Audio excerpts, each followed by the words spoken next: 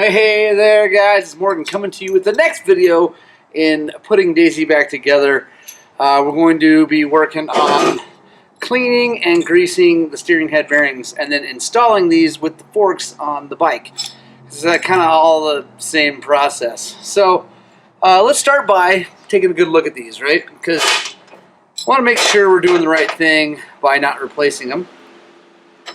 So if we look at them really close, really closely, my father would say, they look really good. They're just a little bit dry. They're not dry, but they don't have a ton of grease on them. But they're not rusty. You know, we got some kind of rust color stuff there, but that's probably from the frame. But the bearings look really good. So what we're going to do is we're going to clean them really good, and then we're just going to re-grease them and install them. So to clean these things, the ultrasonic cleaner would probably be the best situation. So let's try that out. I think we can get that whole thing in there.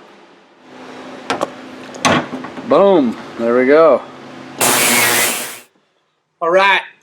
Got the parts out of the ultrasonic spa. They're all nice and clean. Gonna blow them off some brake cleaner and then air to make sure we get all the water off of it, because we don't want any water on there because it'll rust. And then we're gonna pack the bearings with grease and really pack them good. So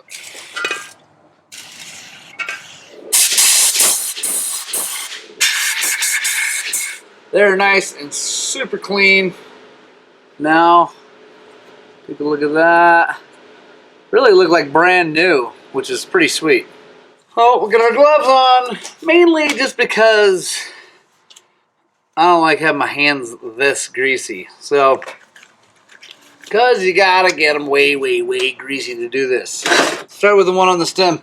So, I like to use this Motorex grease. It's good, waterproof, high temp, blah blah, pressure. Anyway, it's good grease.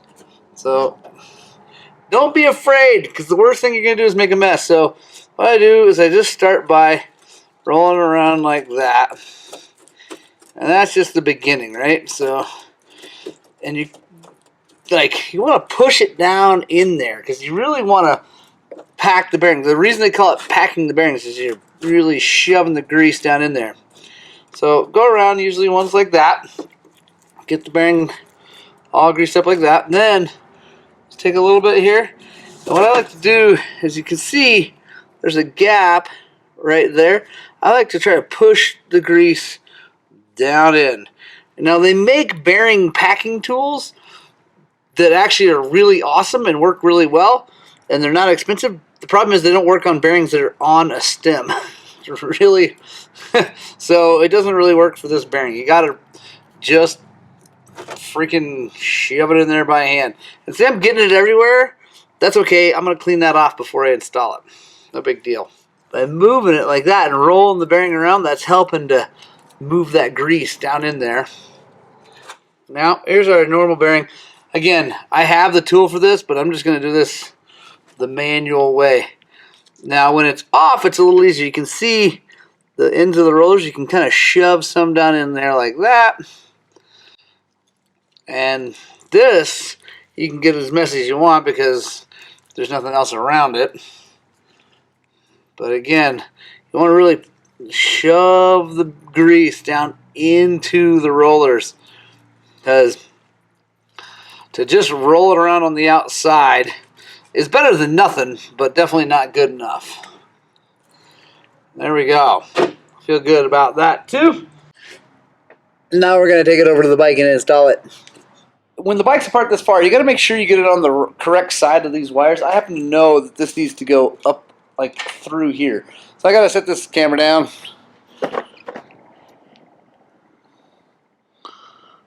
I like to get everything kind of up here, put the top clamp on the bike just so it's there close. You got all the rest of the parts up here, and take our triple clamp.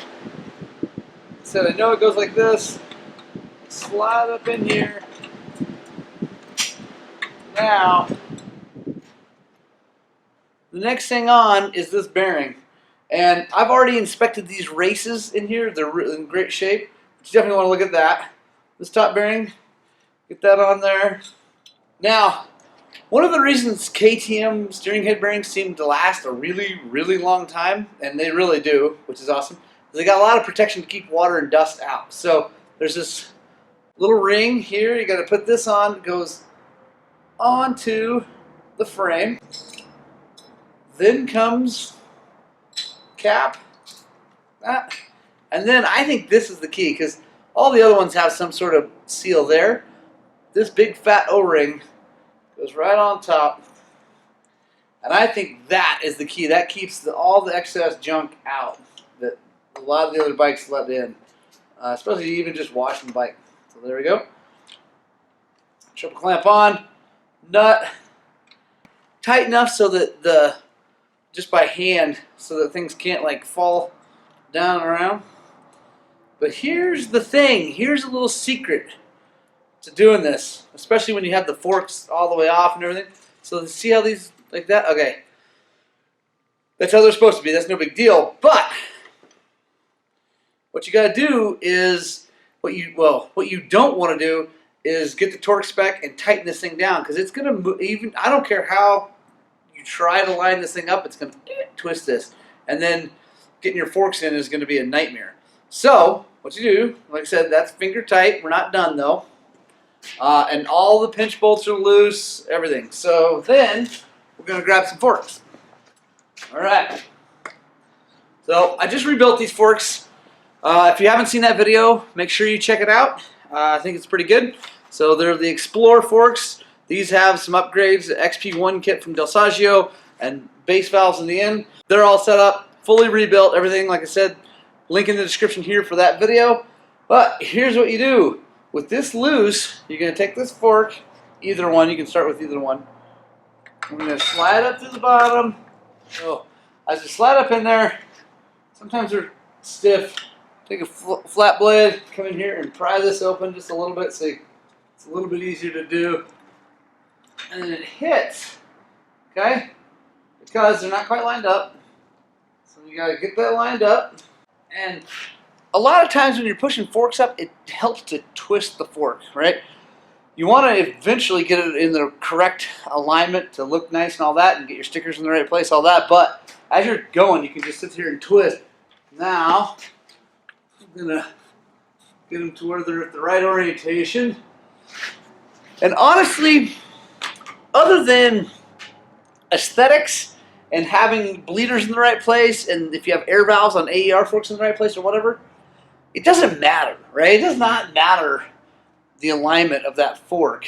It's just, if you're redoing this, especially for a customer in my situation, or if you're doing it for a friend or whatever, it just looks better when you like get on the bike and look down at the forks to have everything lined up. It just looks a lot better, like you did your job right. So just make sure it looks nice. I'm looking at the line up here because I want the height right, but this is probably going to change because we haven't torqued this thing down. It's not at the right height yet. So it's close. That's fine. We can move this again later.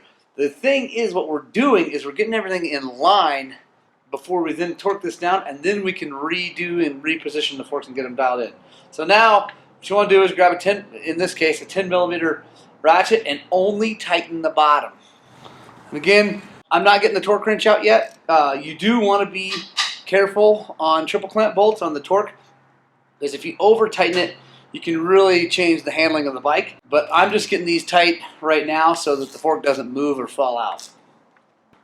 We're going to go back when we get everything tightened up here. We'll go back and we'll set this and get it right. So now we're going to do the other side.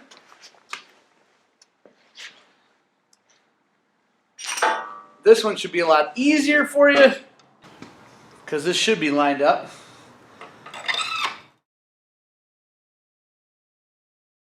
So now we can go get our torque wrench and torque this down. All right. So we got our torque wrench. If you don't have a fancy pants one like this, that's okay. The clicker style is great. These are just nice because you don't have to calibrate them. And yeah, they're just really handy. They're expensive as all get out, but normal one's fine. So we're going to torque this guy first. So none of the rest of the pinch bolts are tight. We're going to torque this first. 20 Newton meters, which is really not a lot of Newton meters. It's only 14.8 foot-pounds or something like that. But that's the nice thing about KTM's. Yamahas, Hondas, Kawasaki's, anyway, all the other ones have like a big castle nut that you got to tighten. And unless you have the super duper special tool to grab that thing and torque, it's just a pain, honestly. So I really like the KTM method for this a lot better.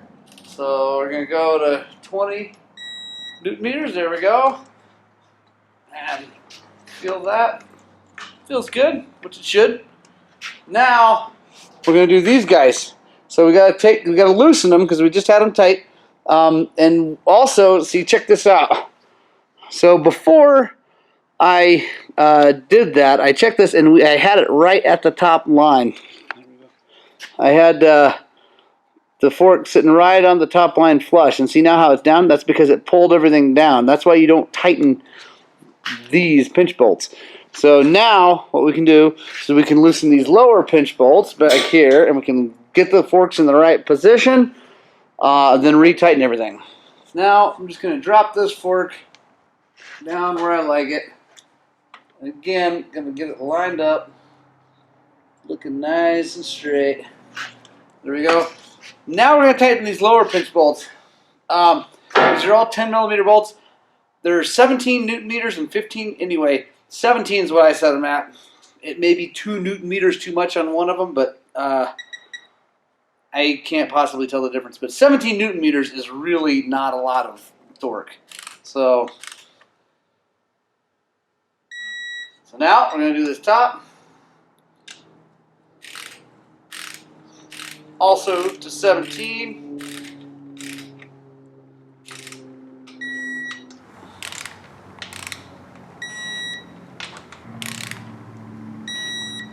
Now, there's one more pinch bolt on the top triple clamp right there. This one's not nearly as important on the torque. You really just want it tight because it's like the saver to make sure that if for some reason this came loose, this wouldn't slide. So for this one, I just get it nice and tight. So we're good to go. Now we can put our front wheel on and brake system, and then we can get the rear back wheel on and all that. So let's just keep on going here. We'll get some stuff done. Make this thing look more like a motorcycle.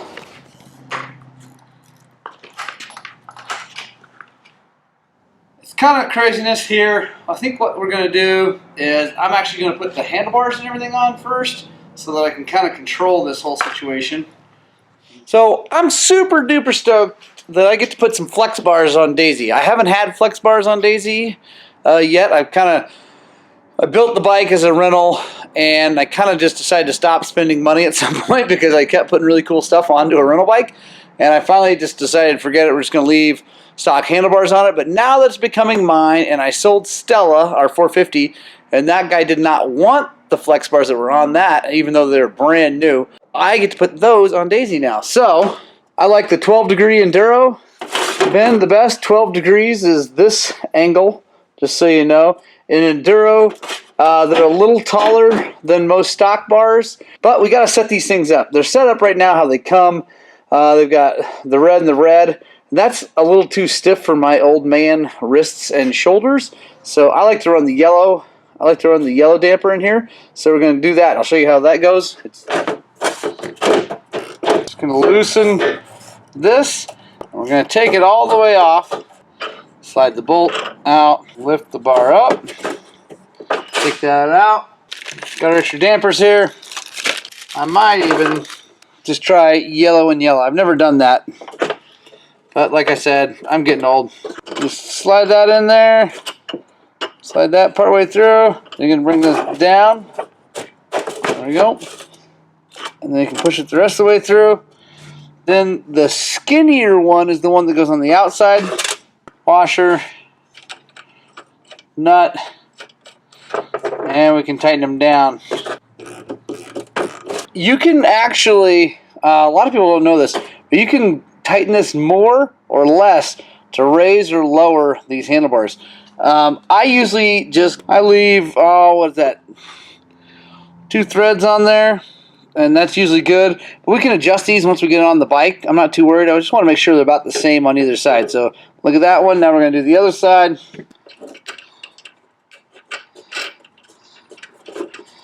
And like I said, we're just going to tighten this down until it looks about like the other side. Get it on the bike, and then we can fiddle. There we go. Cool thing about KTM's, and actually now the bunch of the new bikes, see how there's 2 holes in here, and see how this is eccentric, or that bolt is not right in the middle? You can turn these and move them and change your bar position front to rear quite a bit to get the setup that you like. You know, the farther forward it is, the quicker it's going to steer. The farther back, the slower it's going to steer. Also, the farther forward, the more open the cockpit. Anyway, it's good. Super cool thing. So yeah, we're going to go ahead and slap these things in there.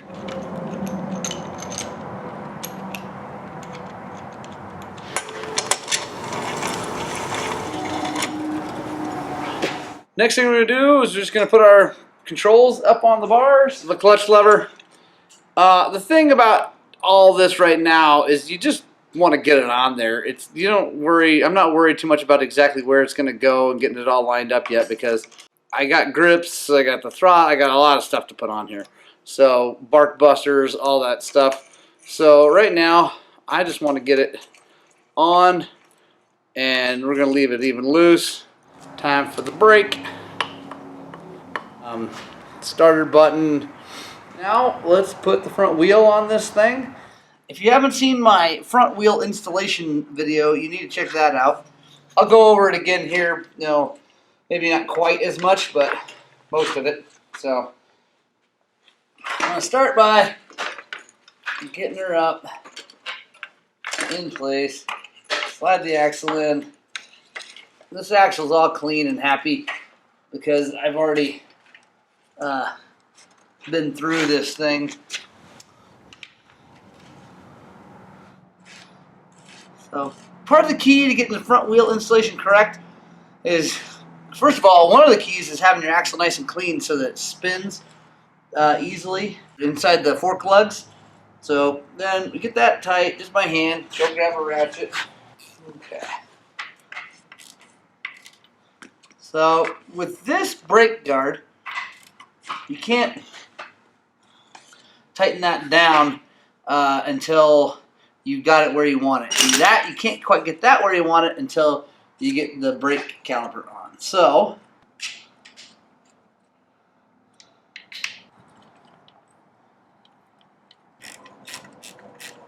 now with this style brake guard from System Tech Racing, you don't want it all the way against the brake, and you definitely don't want it way up here. You want it just off that brake, just a little bit, so that if you hit something and hard enough, it's got a little bit of room to move back. Now, we're not worried too much about that tightness yet. What we got to do is make sure that everything is centered, right? Because if you just tighten these pinch bolts down, these forks could be in or out or a little bit tweaked, so you want to make sure it's centered. It's a little bit easier to do when it's a whole motorcycle, but we can still do it like this. So what you want to do, spin it, grab that front brake. Spin it, grab that front brake. And what you're doing is you're jarring this whole thing so that the forks can kind of find their home. So I feel pretty good about that. Tighten up our pinch bolts. And come back, and one last little on there, and we're good. All right, this thing's starting to take shape. Starting to look a little bit more like a motorcycle now, which is awesome. I think the next thing I'm going to do is put the rear wheel on it, because that way it'll kind of balance the whole thing out. And then I'm going to stop the video for there, because the next thing I'm going to do is with the carburetor and all that, and I want to go over what we're doing there in a separate video. So let's go ahead and get this back wheel on. I don't have a chain. Well, I do have a chain. I'm not going to install the chain yet. Not in a big hurry to do that. We're just going to get the wheel on it so that A, the bike will be balanced, and B, if I need to, I can roll it around. And before I put this on the motorcycle, I'm going to clean it up. It's dirty and nasty, and I'm just going to drop this thing in the ultrasonic cleaner. The whole rig, that'll clean everything up, and then we can put it on. One of the beautiful things about the ultrasonic cleaner is that since it's just water and soap and vibration that's cleaning it, You can put pretty much anything in there and it won't hurt it. So that's why I put the whole brake caliper, everything in there, because it's not going to hurt the seals, not going to hurt the pads, not going to hurt anything, because it's just water and soap. So we'll let that cook for a little bit, then we'll put her back on. All right, that looks a lot better. Let's get this thing on here.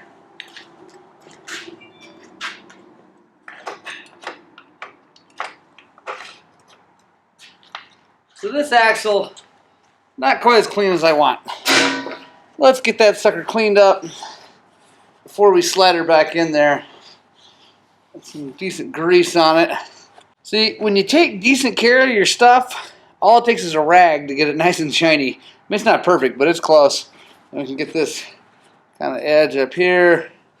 And I use the same grease that I use for the steering head bearings and pretty much everything, actually. Motorex stuff is good.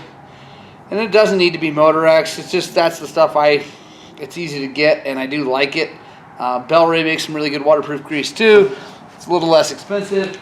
There. Wiggle that guy in there.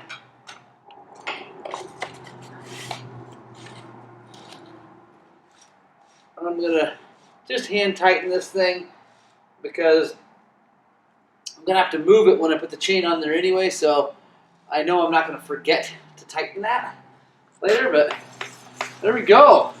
I'm stoked. It's really starting to look like a motorcycle again. Really not too much left to do. Make sure you subscribe to the channel and get the notification bell clicked, because we do have a few more videos. Got a pipe, got to install the chain, put all the plastics on, and fire it up. So got a few more videos to make, so make sure you get subscribed if you think this is kind of cool and you like what we're doing.